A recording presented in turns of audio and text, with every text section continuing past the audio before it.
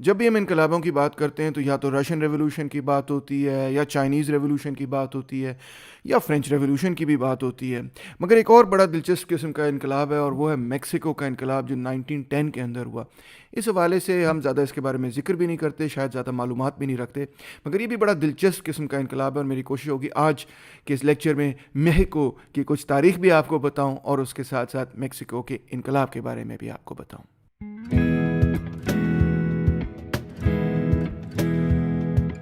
سب سے پہلی تو میکسیکو کے بارے میں دلچسپ بات یہ ہے کہ یہاں پر آج سے 13,000 سال پہلے پہلی آبادیاں قائم ہوئیں۔ یہ کیسے ممکن ہے آپ پوچھ رہے ہوں گے، کیونکہ امریکن کانٹیننٹ تو اٹلانٹک اوشن کی دوسری طرف ہے، تو لوگ کراس کر کے کیسے گئے ہوں گے؟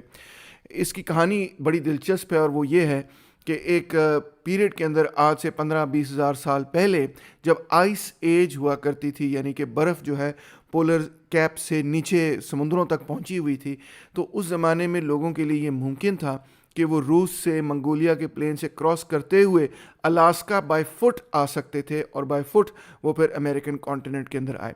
ریڈ انڈینز در حقیقت اسی طرح امریکن کانٹیننٹ کے اندر آج سے 15-20 ہزار سال پہلے آئے، اور جیسے میں آپ کو بتا چکا ہوں کہ میکسیکو کے علاقے کے اندر انہوں نے آج سے 13,000 سال پہلے اپنی آبادیاں قائم کی۔ دوسری میکسیکو کے بارے میں دلچسپ بات یہ ہے کہ یہ انفیکٹ انتہائی اونچا ہے، بہت بلندی پر ملک ہے۔ اگر آپ اس میپ کو ذرا غور سے دیکھیں جو آپ کے سامنے میں نے رکھا ہے، تو اس میں آپ دیکھیں گے، غور کریں گے کہ کچھ علاقے جو ہیں اس طرح گرین ہیں، جو گرین علاقے ہیں وہ سی لیول پر ہیں، کافی نیچے ہیں، جس طرح آپ یہاں پہ دیکھ سکتے ہیں کہ گرین علاقے سی لیول پہ، اور کچھ علاقے جو ہیں وہ بالکل بلو ہیں، جس طرح کہ یہ علاقے اندر، اور یہ انتہائی اونچے قسم کے علاقے ہیں۔ اور دلچسپ بات میکسیکو کے بارے میں یہ ہے کہ اکثر لوگ 80% لوگ جو ہیں وہ اس علاقے کے اندر رہتے ہیں جو میں ریڈ شیڈ کر رہا ہوں یہاں پہ۔ کیوں؟ اس کی وجہ یہ ہے کہ یہ دو ٹیوٹونک پلیٹس کے درمیان ہے، اور یہاں پہ ہزاروں سالوں سے والکینک ایکٹیویٹی جاری ہے، اور اس والکینک ایکٹیویٹی سے ایک بہت بڑا پلیٹو بھی بن چکا ہے، اور وہ پلیٹو کی جو زمین ہے وہ انتہائی زرخیز ہے، تو اس وجہ سے ایگریکلچر اس ایریا کے اندر بہت پاسبل ہے۔ اس ایریا کو ایل باہیو بولیں گے، اور یہاں پہ 80% لوگ رہتے ہیں۔ یہ اوپر والا جو ایریا آپ کو یہاں پہ نظر آ رہا ہے، یہاں پہ تو بیسکلی ڈیزرٹ ہے، تو یہاں پہ رہنا بہت ہی ناممکن قسم کی بات ہے، بہت چھوٹی چھوٹی آبادیاں رہتی ہیں، آبادیاں کچھ بارڈر پر ضرور رہتی ہیں، مگر مینلی 80% میکسیکو جو ہے وہ ایک چھوٹے سے علاقے کے اندر ہی موجود ہے۔ ایک اور دلچسپ بات میکسیکو کے بارے میں یہ ہے کہ وہاں پہ کوئی انٹرنل ریور سسٹم نہیں ہے۔ ایک تو پورے کا پورا علاقہ جو ہے وہ بہت ہی اوپر ہے، پلیٹو پر ہے، قسم کے پہاڑی علاقہ ہے، اور اس کی وجہ سے وہاں پہ اندرونی کوئی بہت بڑی بڑی نہریں یا کوئی بہت بڑے بڑے دریا نہیں ہیں جس کے نتیجے میں ایک دوسرے شہر جڑ سکیں، یا ٹرانسپورٹ، واٹر ٹرانسپورٹ جو ہے وہ ممکن بن سکے۔ تو لہٰذا اپنی جیوگرافی کی وجہ سے وہاں پہ جو مختلف کمیونٹیز رہتی ہیں مختلف علاقوں کے اندر، ہسٹوریکلی تاریخی طور پر وہ آپس میں ایک دوسرے کے ساتھ جڑی نہیں ہوئی تھیں۔ یہ بالکل اسی طرح ہے جس طرح افغانستان کے اندر بھی اتنا ماؤنٹینس علاقہ ہے، اتنا پہاڑی علاقہ ہے کہ مختلف کمیونٹیز مختلف وادیوں کے اندر جو رہتی ہیں وہ ان کا آپس میں ایک دوسرے کے ساتھ کوئی خاص معاشی تعلق نہیں ہوتا۔ Of course culturally coffee similar ہیں، مگر معاشی تعلق اس سینس میں نہیں ہے، جس طرح سے کہ ایک ایسی سوسائٹی میں ہو جہاں پہ نہریں وغیرہ بہہ رہی ہوں، دریا وغیرہ بہہ رہے ہیں، اور وہ دریاؤں کے ذریعے اور نہروں کے ذریعے ایک دوسرے کے ساتھ معاشی تعلق اور تجارت جو ہے وہ قائم کر سکیں۔ میکسیکو سٹی کا بھی کچھ ذکر کرنا چاہوں گا۔ یہ دنیا کی بڑے شہروں میں ایک ایسا شہر ہے جو کہ انتہائی اونچائی پر ہے، بلکہ میکسیکو کے اکثر شہر ایسے ہیں جو 3000 فیٹ سے بھی اوپر ہیں، ابو سی لیول، تو یعنی کہ یہاں پہ ہوا بھی بڑی، آکسیجن میں کمی ہوتی ہے وہاں پہ، اور ہے بھی یہ بہت ہی زیادہ اونچائی پہ، ایٹماسفیرک پریشر بھی لہٰذا کافی کم ہوتا ہے۔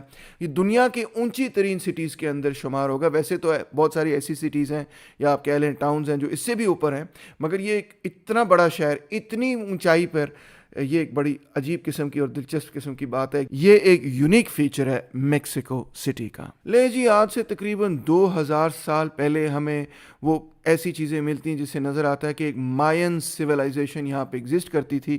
یہ جو لال ایریا آپ کو نظر آ رہا ہے یہ بیسکلی مائن سویلائزیشن کا ایریا تھا۔ یہ باقی جو بلیک ایریا آپ کو نظر آ رہا ہے یہاں پہ اور قسم کے لوگ رہتے تھے جن کو ہم میسو امریکن کلچرز کہیں گے، تو یہ بھی بڑے دلچسپ قسم کے کلچرز تھے، مگر ہمیں دلچسپی ہے مائن سویلائزیشن میں۔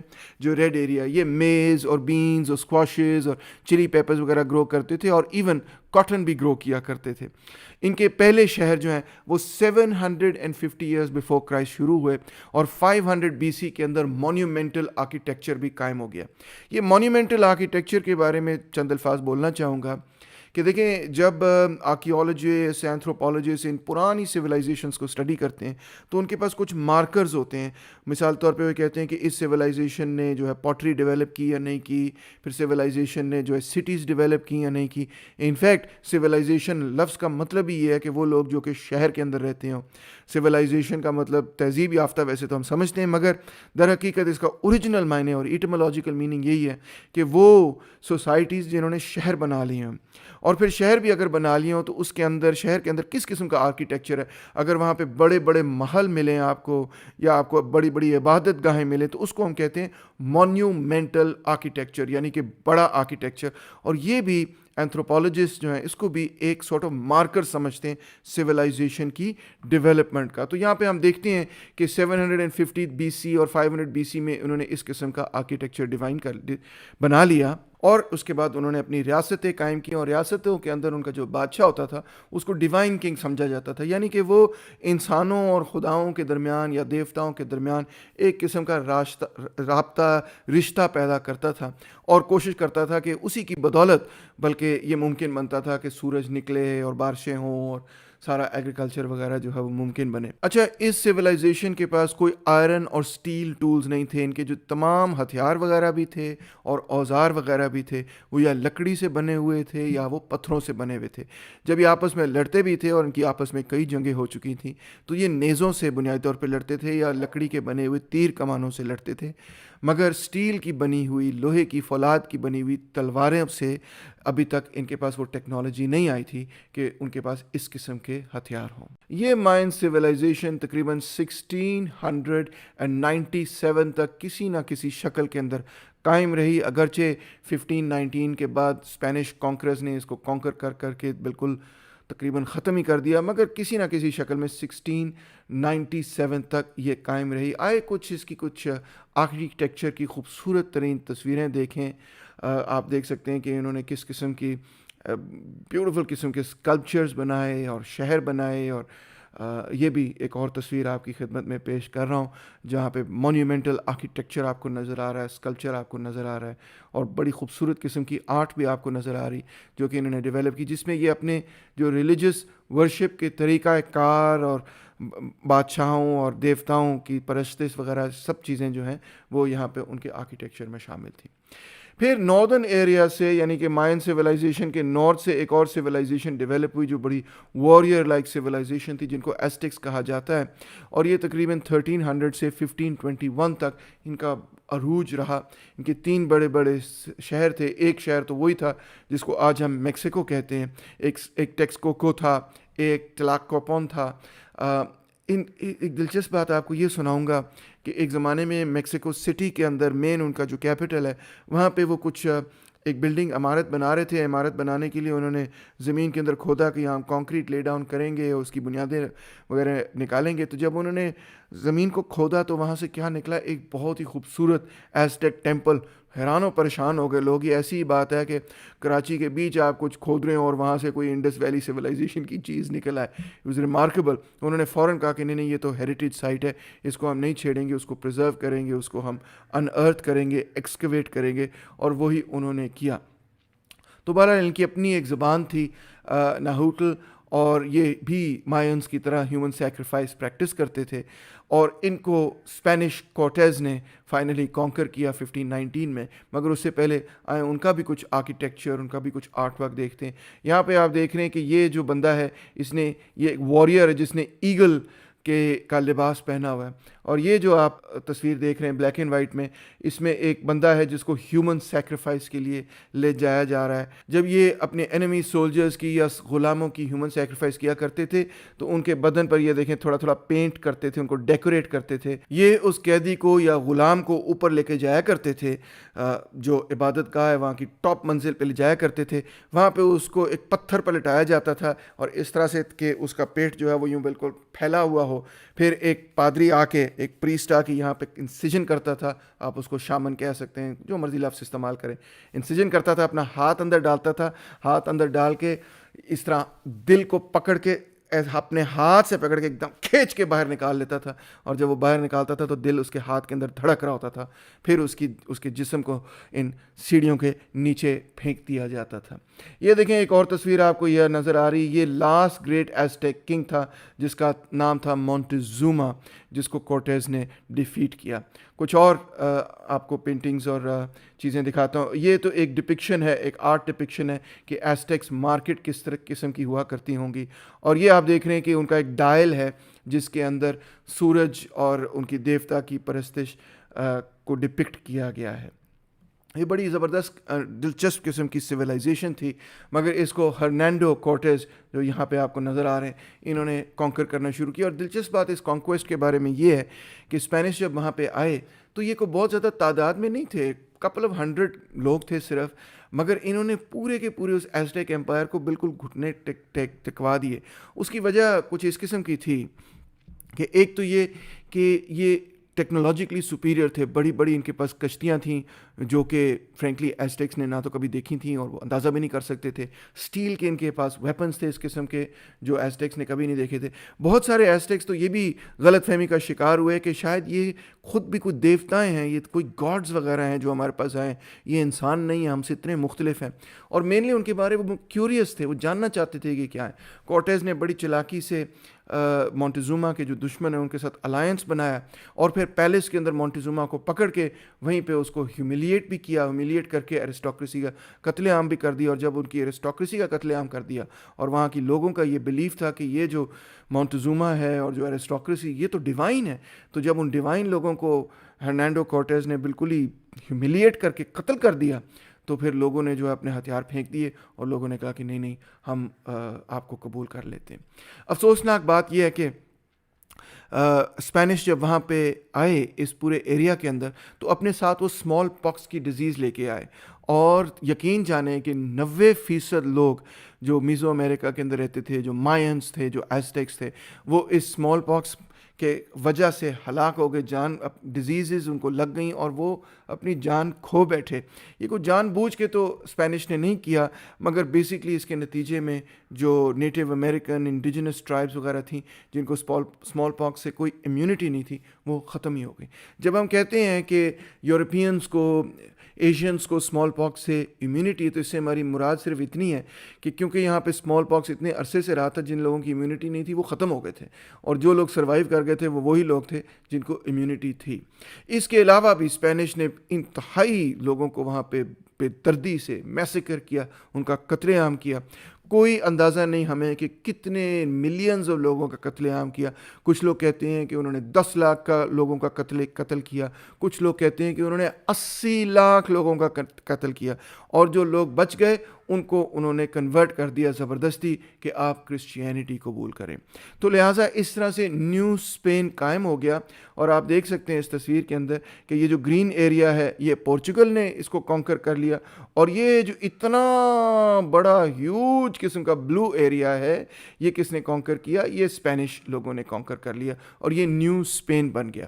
اور یہاں میکسیکو کے اندر خاص طور پہ ان کو یہ پتہ چلا کہ اوئے ہوئے میکسیکو کے اندر تو بہت ہی زیادہ منرل ویلتھ ہے، یہاں پہ گولڈ بھی ملتا ہے، یہاں پہ سلور بھی ملتا ہے، اور یہاں پہ انڈیجنس پاپولیشن ہے جن کو زبردستی کام کروایا جا سکتا ہے کہ اس گولڈ اور سلور کو نکالا جائے۔ اور مزید یہ کہ افریقہ سے بھی سلیوز کو یہاں پہ بلایا جا سکتا ہے جو کہ ان مائنز کے اندر کام کریں گے، ان کانوں کے اندر کام کریں گے۔ تو انہوں نے ایک سسٹم بنایا جس کو آپ کہہ سکتے ہیں انکومینڈا۔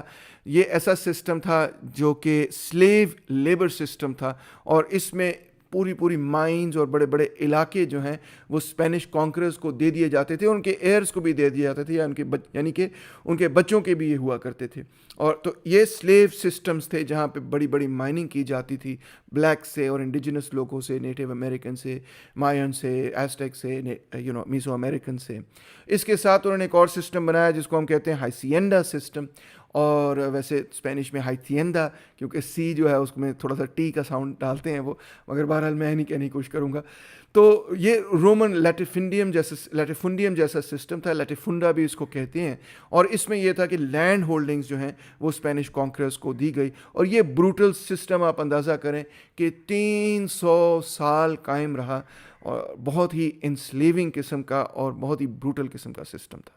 اس سسٹم کے نتیجے میں ایک ریشل سیگریگیشن کا نظام بنا, یعنی نسل پرستی کا نظام بنا. سب سے اوپر تو وہ لوگ تھے جو کہ اسپینش تھے, ظاہری بات ہے وہ ایلیٹ اپنے آپ کو سمجھتے تھے. پھر دوسرے لیول پہ وہ لوگ تھے جن کو کریولز کہا جاتا ہے, اور وہ ایسے لوگ تھے جو کہ اسپینش ڈسینٹ کے لوگ تھے, مگر ان کی پیدائش کم سے کم نیو اسپین یعنی بیسیکلی امریکن کانٹیننٹ پر ہوئی تھی. تو وہ بھی اس ہائرارکی میں ٹاپ ہوا کرتے تھے. لینڈ اونرز اور مرچنٹس وغیرہ اس کے اندر شامل تھے. پھر اس کے بعد نیکسٹ کیٹیگری ہے میسٹیسوز کی. یہ وہ لوگ تھے جو کہ یورپینز, افریقن یا انڈیجنس لوگ مکس ہو کے مکس ریس کے لوگ تھے.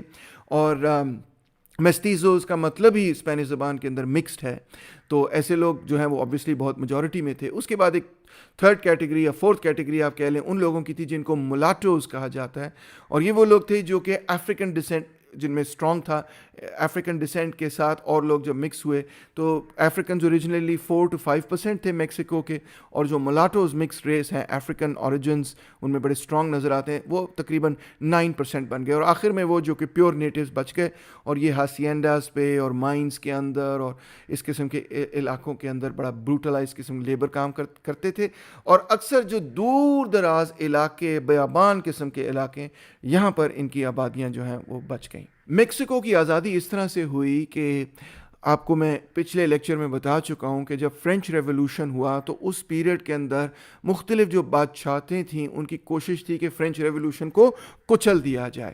اس کے خلاف فرینچ ریولوشن نے اپنے آپ کو موبلائز کیا, آرگنائز کیا, اور پھر نپولین بوناپارٹ کی قیادت میں انہوں نے ان ملکوں پر حملہ کر دیا جنہوں نے کسی پیریڈ کے اندر فرینچ ریولوشن کو دبانے اور توڑنے کی کوشش کی.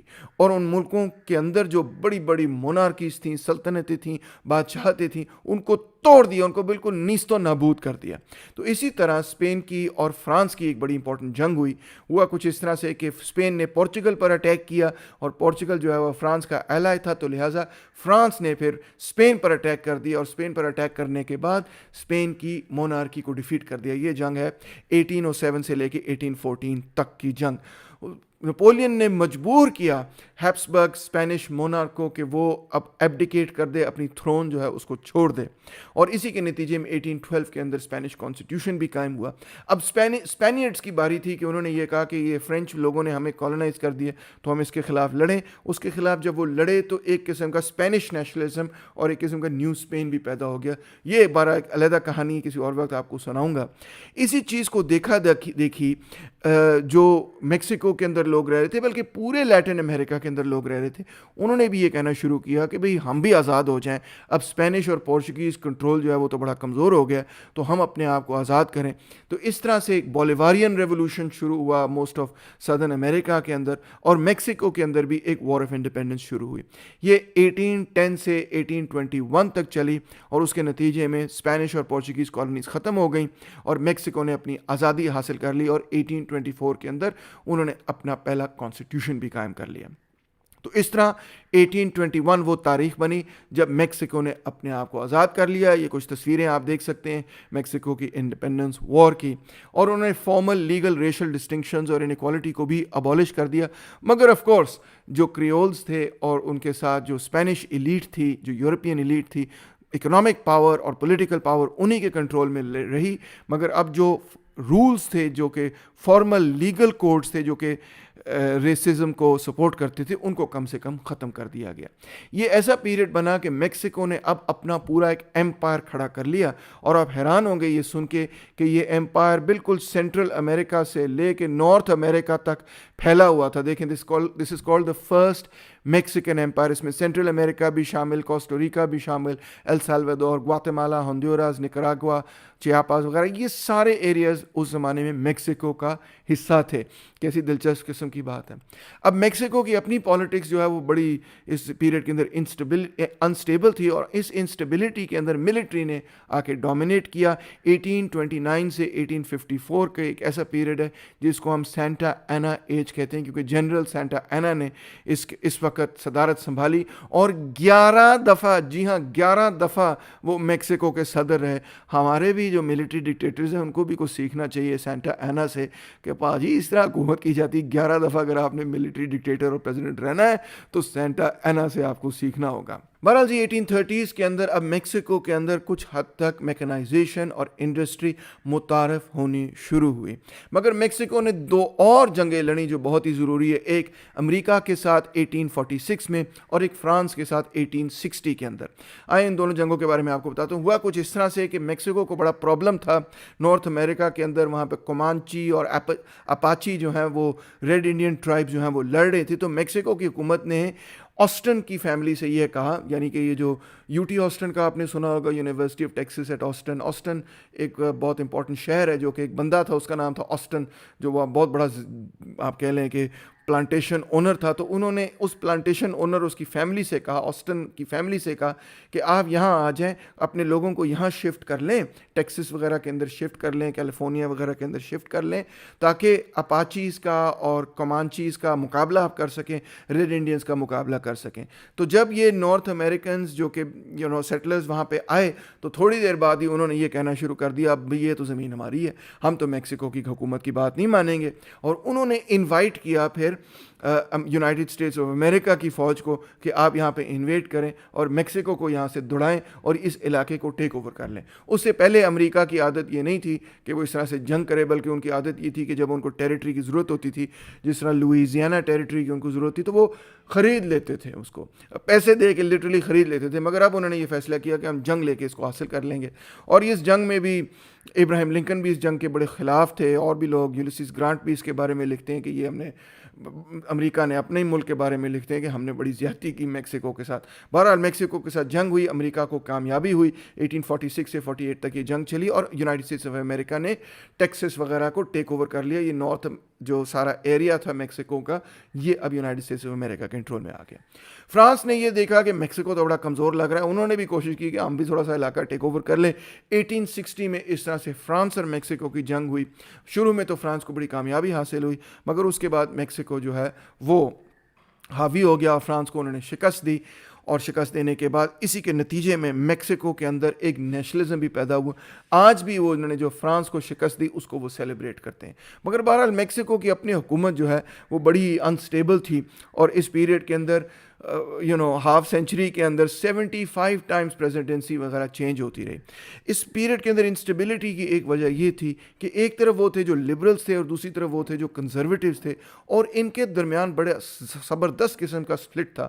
یہ رولنگ کلاس کے اندر ہی سپلٹ تھا، مگر یہ سپلٹ کیا تھا کہ لبرلز یہ کہتے تھے کہ ہمیں ریفارمز کی ضرورت ہے، ہمیں ریپبلکن قسم کی ایک کانسٹیٹیوشن کی ضرورت ہے، کیپٹلزم کو ڈیولپ کریں گے، انڈیویجولزم کو ڈیولپ کریں گے، چرچ کے رول کو کم کریں گے، ایجوکیشن کو ڈیولپ کریں گے، ایون لینڈ ریفارمز کے لیے وہ تیار تھے۔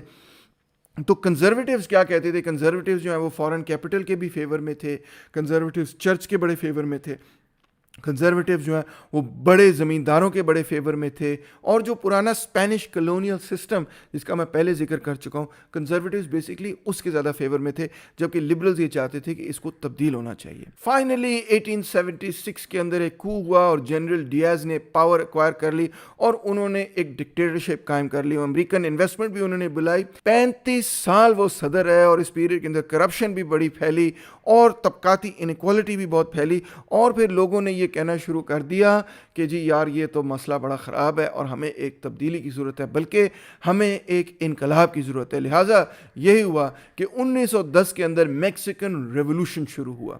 اب اس میں ایک طرف کنزرویٹیو فورسز تھیں، وہ چرچ کی نمائندگی کرتی تھیں، بڑے بڑے لینڈ لارڈز کی نمائندگی کرتی تھیں، اور فارن کیپٹلسٹ کی نمائندگی کرتی تھیں۔ جیسے میں پہلے کہہ چکا ہوں، ان کی خواہش یہ تھی کہ وہ جو پرانا اسپینش کلونیل سسٹم ہے وہی قائم رہے، اگرچہ اسپین جو ہے وہ تو 100 سال پہلے ہی نکل چکا تھا، اب 100 سال ہو چکے تھے اسپین کے جائے ہوئے، مگر جو نظام وہ بنا گئے تھے وہ اسی طرح سے قائم تھا۔ اس کے اندر پھر جو ریڈیکل قسم کے پیزنٹ لیڈرز تھے، اس میں امیلیانو زپاٹا شامل ہیں، جن کی تصویر آپ یہاں پہ دیکھ رہے ہیں، اور دوسرا ایک بڑا اہم لیڈر ہے پانچو ویا شامل ہیں، اور یہ پیزنٹس کو کی نمائندگی کرتے، غریبوں کی نمائندگی کرتے تھے، اور یہ چاہتے تھے کہ ریڈیکل قسم کے لینڈ ریفارم ہو، اور بڑے بڑے جو زمیندار ہیں ان سے زمینیں چھین لی جائیں اور غریبوں کے اندر بانٹ دی جائیں۔ بہرحال ان دونوں گریٹ لیڈرز کو ڈیفیٹ بھی کیا، اور ان دونوں گریٹ لیڈرز کو قتل بھی کر دیا، اسیسینیٹ بھی کر دیا. مگر آج بھی میکسیکو کی پبلک اور خاص طور پہ غریب لوگ پانچو ویا اور امیلیانو زپاٹا کو اپنا ہیرو سمجھتے ہیں اور آج بھی ان کو سیلیبریٹ کرتے ہیں. اگر آپ کبھی میکسیکو جائیں، سڑک پہ کھڑے ہوں تو ایسی نعرہ لگا کے چیک کریں، ویوا زپاٹا بولیں اور دیکھیں لوگ کیا کہتے ہیں. لوگ بڑا آپ کو پسند کریں گے. تو جو بیچ والے مڈل آف دا روڈرز آپ کہہ لیں تھے اس ریولوشن کے اندر شامل، اس میں 3 جنرلز شامل ہیں، اوبریگون، کیلس اور اس کے ساتھ ڈیلا ہوئرتا شامل ہیں. اور ان تینوں نے اب اقتدار وغیرہ حاصل کیا اور بڑی دلچسپ قسم کی جنگیں وغیرہ بھی ہوئیں. پہلی جنگ تو ان کی کیتھولک چرچ سے ہی شروع ہو گئی جو 1926 کے بعد ہے، اس کے بارے میں آپ کو بتاتا ہوں. مگر سب سے پہلے یہ کہ 1915 سے 1920 تک کرانزا کی حکومت آئی، اور یہ پہلے کلیئر تھے کہ یہ کوئی، دیکھیں اس انقلاب کو سمجھنے کی ضرورت ہے کہ یہ کوئی سوشلسٹ ریولوشن ایز سچ نہیں تھا. یہ ایک طرح سے اسی قسم کا انقلاب تھا جس طرح کا فرینچ ریولوشن تھا، جس طرح کہ اور امریکن ریولوشن تھا. یعنی کہ وہ یہ چاہتے تھے کہ وہ جو ایک عجیب و غریب قسم کا آپ کہہ لیں، اس کو نام دے لیں، اگرچہ وہ فیوڈلزم تو ہے نہیں، مگر ایک قسم کی فیوڈلزم کی باقیات جو ہیں ان کو وہ ختم کرنا چاہتے تھے. تو بیسیکلی وہ کیپٹلزم کو پروموٹ کرنا چاہتے تھے، مگر اس جنگ کو لڑنے کے لیے یہ ضروری تھا کہ وہ کسانوں کو اپنے ساتھ شامل کریں. تو انہوں نے لینڈ کے حوالے سے بہت سارے پرومسز کیے، لیبر رائٹس کے حوالے سے بہت سارے پرومسز کیے، مگر پرومسز اس حد تک ہی تھے کہ ہاں ہم آپ کو زمین دیں گے، مگر اس سے آگے کو توقع نہ کرنا. سرمایہ داری نظام جو ہے اس کو ہم قائم رکھنا چاہتے ہیں. اس بات کو بھی میں کلیئر کرنا چاہوں گا کہ کیونکہ اب دنیا کے اندر اکثر لینڈ ریفارمز کے حوالے سے کمیونسٹ اور سوشلسٹ ہی آرگیو کرتے ہیں کہ لینڈ ریفارمز ہونے چاہیے، مگر ایسا ہمیشہ نہیں تھا. ہمارے ذہن کے اندر اب یہ آئیڈیا آ گیا ہے کہ لینڈ ریفارمز کے نتیجے میں سوشلزم اسٹیبلش ہو جائے گا، مگر حقیقت یہ ہے کہ آپ فرینچ ریولوشن کو اسٹڈی کر لیں، آپ میکسیکن ریولوشن کو اسٹڈی کر لیں، تو یہ سوشلسٹ ریولوشنز نہیں تھے، مگر یہ ریڈیکل لینڈ ریفارم کرنا چاہتے تھے کیونکہ ان کی خواہش یہ تھی کہ وہ جو فیوڈل سسٹم ہے وہ ختم ہو اور ایک جمہوریت پسند قسم کی سرمایہ داری جو ہے وہ پیدا ہو. اب 1920 کے اندر جنرل اوبریگون نے پاور لی اور وہ اس بات کو سمجھتے تھے کہ ہمیں ایکسپورٹ پروموشن بھی کرنی ہے، ہمیں انڈسٹریل ریوائول بھی کرنی ہے، ہم نے ورکرز رائٹس بھی کرنی ہے اور ہمیں لینڈ ریفارم بھی کرنی ہے. مگر ایٹ دا سیم ٹائم وہ یہ چاہتے تھے کہ زپاٹا اور پانچو ویا جیسی جو ریڈیکل قسم کے لوگ ہیں ان کو کنسٹرین کیا جائے. 1923 کے اندر ایک بہت بڑا کرائسس ہوا. ایک طرف اوبریگون اور کیلس شامل تھے اور دوسری طرف ڈیلا ہوئرتا شامل تھے. اب ان کی آپس میں لڑائی ہو گئی، یعنی کہ جو 3 جنرلز پہلے ڈومینیٹ کر رہے تھے اب 23 کے اندر ان کی آپس میں ہی لڑائی ہو گئی. اور کیونکہ ان کی آپس میں اب لڑائی ہو گئی تو ایک فیکشن یعنی کہ ڈیلا ہوئرتا کا فیکشن ایسا تھا جو کہتا تھا اب مزید کسی قسم کے لینڈ ریفارمز نہیں کرنے، انقلاب کامیاب ہو گیا، دیٹس آل. اور دوسرا فیکشن جو تھا جو اوبریگون اور کیلس کا تھا وہ یہ کہتے تھے کہ ہمیں جو ہے لینڈ ریفارمز کی ضرورت ہے، اور وہ اس لیے یہ لینڈ ریفارمز بھی کرنا چاہتے تھے اگرچہ وہ خود ہی انوالو تھے زپاٹا اور پانچو ویا کے خلاف. مگر اب کیونکہ ان کی لڑائی شروع ہو گئی ڈیلا ہوئرتا کے ساتھ تو پیزنٹس کو ون کرنے کے لیے ان کو اب لینڈ ریفارم کرنے کی ضرورت پڑ گئی. تو کیائس جو ہے اس نے ڈبل لینڈ ریڈسٹریبیوشن کی اور ایکسٹینڈ کیا. 1924 سے 1928 کے پیریڈ کے اندر لینڈ ریڈسٹریبیوشن اب ایکسٹینڈ ہونی شروع ہو گئی. حالانکہ شروع میں یہ لوگ یہ کام نہیں کرنا چاہتے تھے مگر اب ان کی مجبوری بن گئی کیونکہ پیزنٹس کو ون اوور کریں گے تو ہوئرتا کو ڈیفیٹ کریں گے، اور ایسے ہی ہوا. کیائس کی حکومت بنی. سوری میں اس کی نام کو صحیح طرح سے پروناؤنس نہیں کر پاؤں گا کیونکہ یہ ایل جو ہے وہ اسپینش اپنی طرح سے اس کو پروناؤنس کرتے ہیں. بہرحال 1926 کے اندر اس کی حکومت قائم ہوئی اور اس نے کچھ ایسے ریفارمز کرنے شروع کیے جس میں انہوں نے کلرجی کی اور چرچ کی پاور کو کنسٹرین کرنے کی کوشش کی اور سیکولر ایجوکیشن کو پروموٹ کرنے کی کوشش کی. آپ کہہ سکتے ہیں جس طرح مصطفیٰ کمال اتا ترک کا ہم اکثر ذکر کرتے ہیں ٹرکی میں، اسی طرح سے کیائس کی حکومت بھی یہ اسی قسم کا کچھ چاہتی تھی. اس کے نتیجے میں چرچ اور ریاست کے درمیان لڑائی ہوئی اور لڑائی کے نتیجے میں مزید اس نے پرومسز کیے کہ ہم اور بھی زیادہ لینڈ ریفارمز وغیرہ کریں گے. 1928 میں کیتھولک چرچ نے جنرل اوبریگون کو اسیسینیٹ کر دیا. 1929 کے اندر کیائس نے ایک دفعہ چرچ کو ڈیفیٹ کرنے کے بعد اور لینڈ ریفارمز کرنے کے بعد جو ریولوشنری فورسز ہیں ان کو انسٹیٹیوشنلائز کر دیا اور اس نے ایک پارٹی بنائی جس کا نام تھا نیشنل ریولوشنری پارٹی. یہی پارٹی 1946 میں اس نے اپنے نام تبدیل کر کے رکھ لیا انسٹیٹیوشنل ریولوشنری پارٹی یعنی PRI. اور یہ پارٹی میکسیکو کی پالیٹکس کو 2000 تک ڈومینیٹ کرتی رہی. یعنی آپ اندازہ کریں 1929 کے اندر جا کے یہ پارٹی قائم ہوئی اور 2000 تک اس پارٹی نے میکسیکو کی پالیٹکس کو ٹوٹلی ڈومینیٹ کیا. ایک طرح سے آپ یہ کہہ سکتے ہیں کہ میکسیکو بھی ایک ون پارٹی سٹیٹ ہی تھا. اگرچہ ہم اکثر سوویت یونین یا چین یا کمیونسٹ کنٹریز کی بات کرتے ہیں, وہاں ویسے ایک زیادہ پارٹیاں ہوتی ہیں, مگر یہ کسی اور وقت آپ کو سناؤں گا. مگر میکسیکو کے اندر بھی بیسکلی ایک ہی پارٹی پوری 20th سینچری میں ڈومینیٹ کرتی آئی ہے نا, دلچسپ قسم کی بات. اب 1929 کے اندر گریٹ ڈپریشن ہوئی, اور جب ڈپریشن ہوئی تو میکسیکو کا ٹریڈ جو ہے وہ 2/3 سے گر گیا, گورنمنٹ ریونیوز 35% سے گر گئی, مگر مینوفیکچرنگ صرف 8.8% سے گری. یہ اتنی بڑا فال نہیں تھا. امریکہ کے اندر اس سے بہت بڑا فال ہوا تھا, یورپ کے اندر اس سے بہت بڑا فال ہوا تھا, اور کلٹیویشن تو 0.6% پہلے سے زیادہ بڑھ گئی. اسی طرح گراس انٹرنل پروڈکٹ جو ہے, جی ڈی پی آپ کہہ لیں, اس کا ایکویولنٹ جو ہے 5.4% صرف ڈراپ ہوا in the first 3 years of the depression. یعنی میکسیکو کی ڈپریشن اتنی زیادہ نہیں ہوئی جتنی باقی ملکوں کے اندر ہوئی. اس کی کیا وجہ تھی؟ اس کی وجہ بیسکلی یہ تھی کہ اس پچھلے پیریڈ کے اندر جو لینڈ ریفارمز میکسیکن ریولوشن نے کیے تھے, اس کی وجہ سے لوگوں کے پاس اپنی زمین تھی. جب ان کے پاس اپنی زمین تھی تو وہ بھوکے نہیں مر رہے تھے. 1929 تک آپ یہ دیکھیں کہ 667,000 ریسیپینٹس تھے جن کو over 7 million hectares of land ملا تھا. یعنی ہر کسان کو, ہر فیملی کو تقریباً 10 ہیکٹرز آف لینڈ مل چکا تھا, اور 2.7 ملین لوگوں کو, 17 ملین میں سے 2.7 ملین لوگوں کو زمین ملی. تو یہ ایک بہت بڑا لینڈ ریفارم تھا, اس کا بہت بڑا امپیکٹ ہوا. اور آپ دیکھیں گے کہ اسی وجہ سے 1932 میں ہی, یعنی کہ 3 سال ڈپریشن کے بعد, میکسیکو جو ہے ڈپریشن سے ریکور کرنا شروع ہو گیا. تو لینڈ ریفارمز کا یہ بہت بڑا فائدہ تھا کہ اس نے لوگوں کو فوڈ سیکیورٹی پرووائڈ کی, اور لوگ جو ہیں وہ ڈپریشن سے جلدی باہر نکلنے میں کامیاب ہوئے. اس کے بعد لازارو کارڈیناس کی حکومت قائم ہوئی, اور 1935 کے اندر اس نے لینڈ ریفارمز کو اور بھی زیادہ تیز کر دیا, اور بھی زیادہ لوگوں کو زمینیں جو ہیں وہ الاٹ کرنی شروع کر دیں. اور 35 کے اندر وہ اتنا اسٹرانگ ہوا کہ اس نے کیغیز کو جو ہے وہ ایگزائل کر دیا کہ کوئی یہ دوبارہ سے ملٹری حکومت نہ قائم کر دے. اب تقریباً 4 لاکھ اور لوگوں کو زمین ملی, نیرلی 10 ملین ہیکٹرز 36-37 کے اندر ملی, اور جو ٹوٹل لینڈ ری ڈسٹریبیوٹ ہوا 1915 سے لے کے 1940 تک, اس میں سے 1/3 زمین ری ڈسٹریبیوٹ کارڈیناس کی حکومت کے اندر ہوئی. مزید دلچسپ بات یہ کہ 1938 کے اندر کارڈیناس نے آئل انڈسٹری کو بھی نیشنلائز کر دیا, اور اس کے ساتھ الیکٹریسٹی انڈسٹری کو بھی نیشنلائز کر دیا, اور نیشنل پالیٹیک انسٹیٹیوٹس وغیرہ قائم کر دیے. اب اس کے نتیجے میں ایک قسم کا میکسیکن نیشنلزم آپ کہہ لیں مزید اور ابھرا, کہ یہ کمپنیز جو کہ امریکن کمپنیز تھیں, ان کو جب کارڈیناس نے نیشنلائز کر دیا, ایک طرف تو لوگ بڑا گھبرا رہے تھے کہ اب امریکہ جو ہے وہ اس کے خلاف جو ہے کوئی ایکشن اٹھائے گا, مگر ایسا نہیں ہوا, کیونکہ امریکہ بلکہ یورپ پورے کا پورا جو ہے وہ ورلڈ وار 1 کے اندر جا رہا تھا. 1939 کے اندر چیکوسلوواکیا اور پولینڈ وغیرہ کے اندر جرمنی نے جنگ ڈکلیئر کر دی تھی. کارڈیناس کی اپنی حکومت جو ہے وہ 1940 تک چلی. اس کے بعد کماچو کی حکومت آئی, مگر روزویلٹ نے یہ فیصلہ کیا کہ ہم حکومت کو اوور تھرو نہیں کریں گے, میکسیکن حکومت کو, بلکہ ایک نئی پالیسی بنائی جس کا نام تھا the good neighbour policy.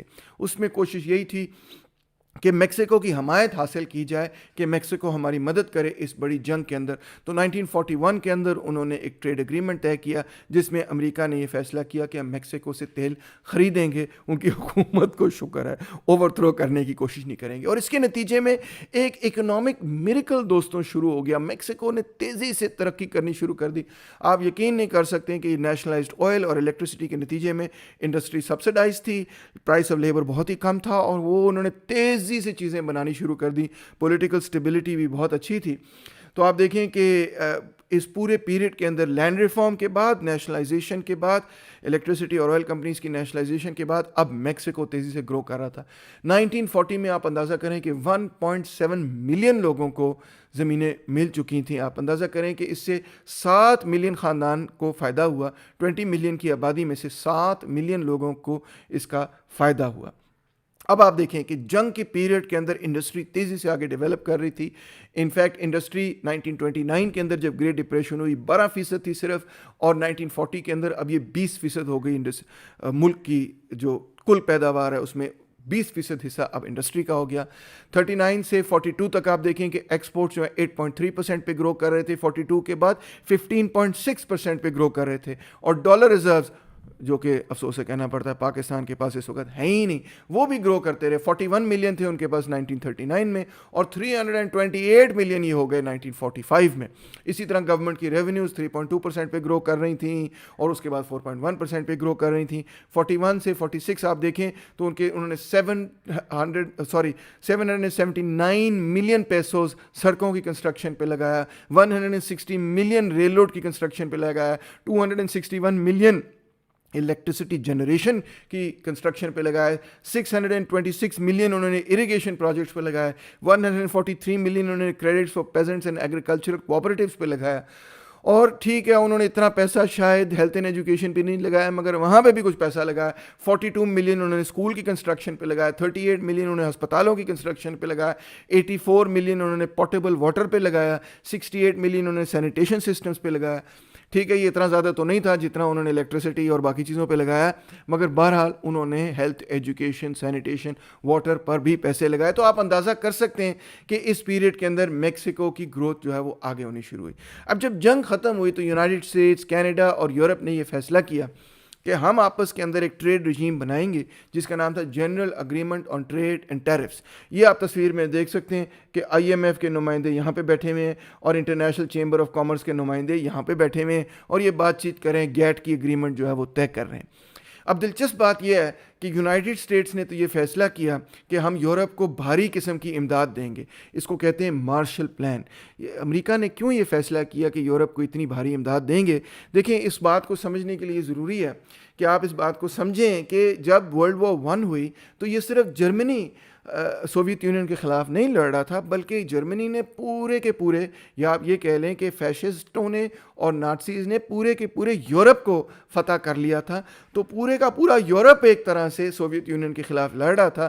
France کو بھی فتح کر لیا تھا، اور برٹن جو ایک جزیرہ ہے وہ تو صرف ایک ڈیفینسو وار لڑ رہا تھا، مگر وہ کسی لیول پہ لینڈ وار جرمنی کے خلاف نہیں لڑ سکتا تھا. تو پورا کانٹیننٹل یورپ بیسکلی فیشسٹوں کے، نازیز کے کنٹرول میں آ چکا تھا، اور وہ پوری قوت جو ہے سوویت یونین کے خلاف استعمال کی جا رہی تھی. اور 1943 کے اندر بیٹل آف اسٹالن گراڈ کے اندر اس قوت کو بڑی بری شکست ہوئی، جس کے بعد سوویت فوجیں جو ہیں وہ کامیاب ہونی شروع ہوئیں.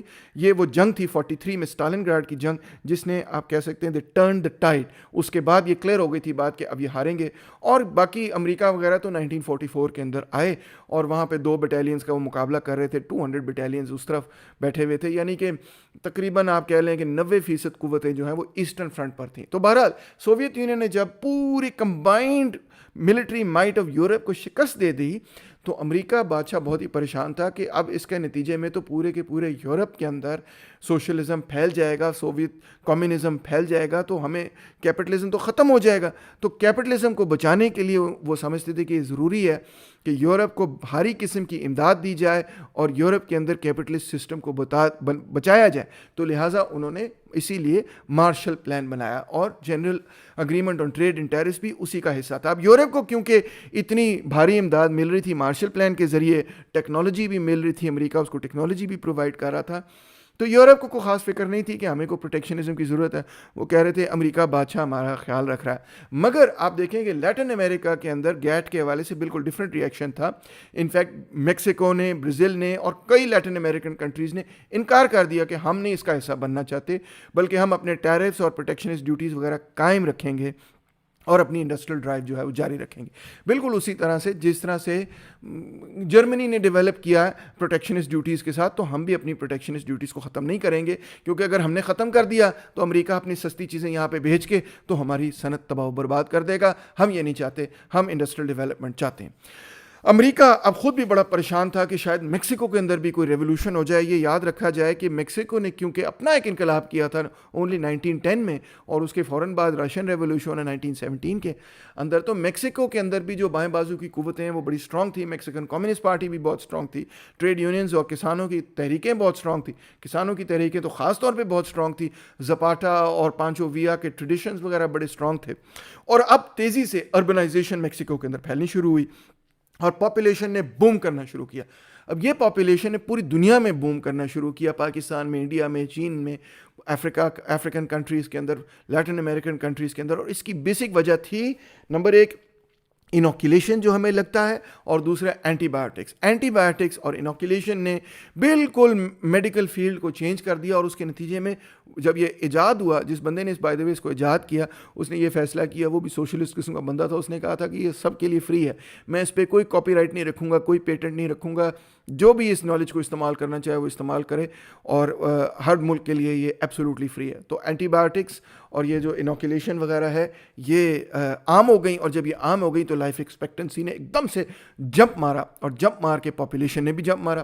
میکسیکو کے اندر بھی اس طرح ہوا، آپ دیکھیں کہ 1920 کے اندر ان کی آبادی تھی 15 ملین، پھر 1940 کے اندر ان کی آبادی ہوگی 20 ملین، پھر 60 کے اندر ان کی آبادی ہوگی 35 ملین، پھر 1980 کے اندر ان کی آبادی ہوگی 67 ملین، اور 2000 کے اندر ان کی آبادی ہوگی 100 ملین، اور یعنی کہ 60 سالوں کے اندر 5 گنا ان کی آبادی کے اندر اضافہ ہوا، اور بہت ساری یہ آبادی اب شہروں کے اندر تھی، خاص طور پہ بڑے بڑے شہر جس طرح میکسیکو سٹی ہے۔ تو اب امریکہ کو یہ خطرہ تھا اور یہ خدشہ تھا کہ یار یہ تو اربن ریولٹ ہو جائے گا، خاص طور پہ اگر لوگوں کو کھانے کے لیے نہ ملا تو یہاں پہ ایک قسم کا بولشوک ریولوشن نہ ہو جائے، یہاں پہ لیفٹ جو ہے وہ اقتدار نہ حاصل کر لے۔ تو انہوں نے ایک ٹیکنالوجی بنائی، راکر فیلر فاؤنڈیشن نے ایک پروگرام کو نیشنل ایگریکلچرل اسکول کے اندر فنڈ کیا، سپورٹ کیا، جس نے کہ بیسکلی ایک نئی ٹیکنالوجی ڈیولپ کرنے کی کوشش کی۔ اس میں نارمن برلو جو ہیں وہ اس کو لیڈ کر رہے تھے، ان کو انفیکٹ نوبل پرائز 1970 کے اندر بھی ملا، وہ ایک US ایگریکلچرل سائنٹسٹ تھے۔ انہوں نے نئی سیڈز بنائی جن کو ہم ہائی ییلڈ ورائٹی سیڈ کہتے ہیں، جس کو بائی دا وے ہم میکسی پاک سیڈ بھی کہتے ہیں، کیونکہ یہ ساری ٹیکنالوجی گرین ریولوشن کی بعد میں پھر پاکستان کے اندر بھی 1960s کے اندر آئی۔ تو بہرحال انہوں نے اس کو سپورٹ کرنا شروع کیا، ریسرچ سپورٹ کرنی شروع کی، اور میکسیکو کے اندر hybrid seeds, chemical fertilizer, herbicides, pesticides اور مشین بیس پروڈکشن انٹروڈیوس کی، جس کو گرین ریولوشن کہا جاتا ہے، اور اس کے نتیجے میں ان کی ایگریکلچرل گروتھ بھی بڑی تیز ہوئی اور بڑی بڑی سٹیز کو فیڈ کیا جا سکتا تھا۔ تو یہ گرین ریولوشن ریڈ ریولوشن کے خلاف تھی۔ آپ یہ مت سمجھیے کہ یہ گرین ریولوشن کو اسلامی انقلاب تھا، یہ گرین ریولوشن ایگریکلچرل ریولوشن تھا بیسکلی۔ اب کیا ہوا کہ میکسیکو آگے بڑھتا چلا گیا، تو شروع کے پیریڈ کے اندر، تو وار پیریڈ کے اندر انہوں نے اتنا سرپلس کمایا، اتنا فورن ایکسچینج کمایا کہ اسی کو وہ استعمال کرتے رہے۔ جب یہ فورن ایکسچینج ختم ہو گیا تو پھر انہوں نے یہ سوچا کہ چلو قرضے لے لیتے ہیں۔ اس پیریڈ کے اندر اب قرضے لینا بھی نسبتاً آسان ہو گیا تھا، تو انہوں نے قرضے لینے شروع کیے، اور قرضوں سے انہوں نے جو ہے وہ اپنی ڈیولپمنٹ کو فنڈ کرنے کی کوشش کی۔ مگر یہ جو ڈیولپمنٹ قرضوں سے انہوں نے فنڈ کرنے کی کوشش کی، اس میں پرابلم یہ تھا کہ اس کے نتیجے میں کبھی بھی وہ گروتھ نہیں پیدا ہوئی، کہ اس لیول کی گروتھ نہیں پیدا ہوئی کہ جس کے نتیجے میں وہ ان قرضوں کی ادائیگی کر سکیں۔ تو پرنسپل پلس انٹرسٹ جو ہے وہ 6 to 8% بنتا تھا، اور اتنی وہ گروتھ نہیں کر سک رہے تھے کہ اس کے نتیجے میں وہ ان قرضوں کو ادا کر سکیں۔ وہ انٹرسٹ تو پے بیک کرتے تھے مگر پرنسپل کو کبھی پے بیک نہیں کر سکتے تھے۔ تو اس طرح ایک سائیکل پیدا ہو گیا ڈیٹ فائنینسنگ کا، اور اس کے بعد پھر کرنسی کرائسس اور ڈیٹ کرائسس شروع ہوئے۔ پہلا کرائسس تو 1976 میں ہوا۔ کہانی اس طرح سے ہے کہ 73 کے اندر جب اوپیک کرائسس ہوا اور تیل کی قیمتیں بڑھ گئیں، تو میکسیکو کا یہ خیال تھا کہ جی ہم تو اس میں سے بڑا پیسہ کما لیں گے، اور امریکہ کی یہ خواہش تھی کہ میکسیکو جو ہے وہ اتنا زیادہ تیل پروڈیوس کرے کہ اس سے تیل کی قیمتیں جو ہیں وہ کم ہو جائیں، اور میکسیکو نے یہی کرنا شروع کیا۔ تیل کی قیمتیں اتنی جلدی کم ہوئیں، اور کچھ اور چیزیں بھی ہوئیں۔ کنگ فیصل جو ہیں ان کی وفات ہو گئی، ان کو مرڈر کر دیا گیا، ان کو اسیسینیٹ کر دیا گیا۔ کس نے کیا، کیوں کیا؟ سعودی عربیہ سے اگر آپ پوچھیں، لوگوں سے پوچھیں تو وہ تو ہمیشہ یہ کہتے ہیں کہ سرکار یہ تو امریکہ نے کیا، مگر اس کے پیچھے کوئی ریئل ایویڈنس نہیں۔ بہرحال جو بھی ہے، اس کے بعد اوپیک جو ہے وہ بذات خود ہی جو ہے ایک طرح سے کلیپس تو نہیں کیا، مگر بہرحال اس نے اس طرح سے جو معاہدہ تھا جس کے نتیجے میں آئل پرائسز اتنی ہائی تھی، آئل پرائسز دوبارہ سے گر گئیں، اور جب آئل پرائسز گرنی شروع ہوئیں تو میکسیکو اب سڈنلی اپنی ڈیٹ سروس نہیں کر سکتا تھا۔ Mexico could not pay back its debt۔ تو پہلا کرائسس 76 کے اندر ہوا، اور دوسرا کرائسس بہت ہی شدید ڈیٹ کرائسس 1982 کے اندر ہوا، اور میکسیکو جو ہے اس کی اکانومی کا پھٹا ہی بیٹھ گیا۔ اب 86 کے اندر میکسیکو کو General Agreement on Trade and Tariffs بھی قبول کرنا پڑا، اور بڑی شدید قسم کے اسٹرکچرل ایڈجسٹمنٹ پالیسیز کو قبول کرنا پڑا۔ IMF نے ان سے کہا کہ اگر آپ نے ہم سے قرضہ لینا ہے تو سرکار آپ کو یہ بھی کرنا پڑے گا، آپ کو وہ بھی کرنا پڑے گا، آپ کو نجکاری بھی کرنی پڑے گی، آپ کو بینکس کی ڈی ریگولیشن بھی کرنی پڑے گی، اور آپ کو اپنے ٹیرف بیریئرز وغیرہ بھی ہٹانے پڑیں گے۔ 1990s میں جا کے میکسیکو ورلڈ ٹریڈ آرگنائزیشن کا بھی حصہ بن گیا۔ مگر دلچسپ بات یہ ہے کہ میکسیکو کا جو گولڈن پیریڈ ہے, جو سنہرا دور ہے جس کے اندر انہوں نے تیزی سے گرو کیا اور انڈسٹریلائز کیا ہے, وہ ہے 1938 سے لے کے 1976 تک کا دور. اس کے بعد ان کا یہ ہائی ریٹ آف گروتھ جو ہے وہ ختم ہو گیا, نیو لبرل پالیسیز آ گئیں اور میکسیکو نے انڈسٹریلائزیشن کے اعتبار سے کم اسٹیگنیٹ کرنا شروع کر دیا. اس کی وہ گروتھ نہیں رہی جو 38 سے لے کے 76 تک تھی.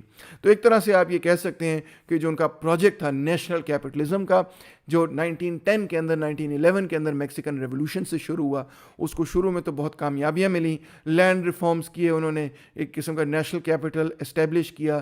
ان کی کوشش یہی تھی کہ میکسیکو ایک انڈسٹریلائزڈ ایڈوانسڈ کنٹری بنے, اور 76 تک تقریباً 70s تک وہ اس سلسلے میں کامیابی تھے. مگر اس کے بعد 80s سے آگے ان کو اسٹرکچرل ایڈجسٹمنٹ پالیسیز اور پروگرامز کا حصہ بننا پڑا, اور اس کے نتیجے میں ان کی گروتھ جو ہے اس طرح سے نہیں رہی جس طرح سے ایک زمانے میں پہلے ہوا کرتی تھی. جب میں میکسیکو کی تاریخ سنتا ہوں اور اس کے بارے میں پڑھتا ہوں تو ٹھیک ہے, ہماری تاریخ میں کوئی ایسا انقلاب تو نہیں ہوا جس طرح کہ میکسیکن ریولوشن تھا 1810-11 کا, جس میں اتنی بڑی لینڈ ریفارمز ہوئے, اتنے بڑے لینڈ ریفارمز ہوئے, اور وہ آپ کہہ سکتے ہیں جو لینڈڈ سسٹم تھا اس کو توڑا گیا اور ایک ایڈوانس قسم کا ڈیموکریٹک قسم کا کیپٹلزم ڈیولپ ہوا. اور یہ ایسا بھی نہیں ہے, میکسیکو کے اندر تو آبویسلی ون پارٹی اسٹیٹ تھا, تھرو آؤٹ PRI کی حکومت تھی. اب جا کے پین نے 2000 کے الیکشن کے اندر ان کو ڈیفیٹ کیا, ان کی نیشنل ایکشن پارٹی, پین اس کا نام ہے. بہرحال وہ ایک اور قصہ کہانی ہے. تو یہ ڈفرینسز تو ہیں, مگر IMF نے جو میکسیکو کے ساتھ کیا ڈیٹ کرائسس کے بعد, کس طرح سے ان کو اپنے گھیرے کے اندر لیا, کس طرح سے ان کو گیٹ کا حصہ بنایا, کس طرح سے ان کو WTO کا حصہ بنایا, جب میں اس کے بارے میں پڑھتا ہوں تو مجھے بہرحال محسوس یہی ہوتا ہے کہ پاکستان کی بھی کچھ ایسی ہی کہانی ہے. امید ہے آپ نے لیکچر انجوائے کیا ہوگا. اپنے کامنٹس ضرور لکھیے اور شیئر کریں, اور دوسرے ملکوں کی تاریخ کو جان کے ہی ہم اپنی تاریخ کو, اپنے آپ کو, اپنی سیاست کو, اپنی معیشت کو بہتر بنیادوں پر استوار کر سکتے ہیں. اسی امید سے میں یہ لیکچرز کرتا ہوں, اور اس میں سے مجھے کچھ نہیں حاصل کرنا ماں سوائے اس کے کہ آپ اس لیکچر کو شیئر کریں تاکہ دوسرے لوگوں تک بھی یہ علم اور یہ پیغام پہنچے. Thank you very much.